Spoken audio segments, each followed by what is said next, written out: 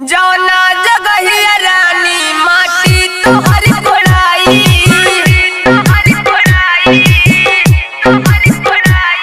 ओही जगहिया कबर दीवाना के खोनाई किया डोली लेके आई दिन कैसे देखल जाई किया डोली लेके आई दिन कैसे देखल जाई हेने डोली तोहर जाई होने अर्थी हमर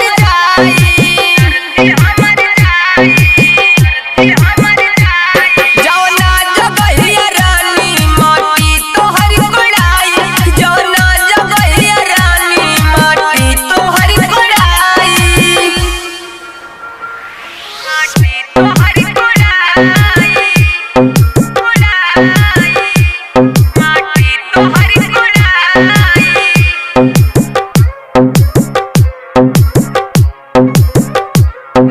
presented by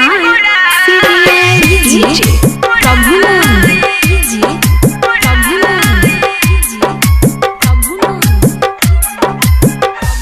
सपना सजाने जावन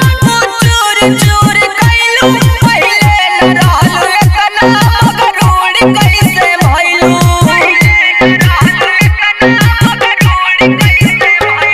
बरसे लया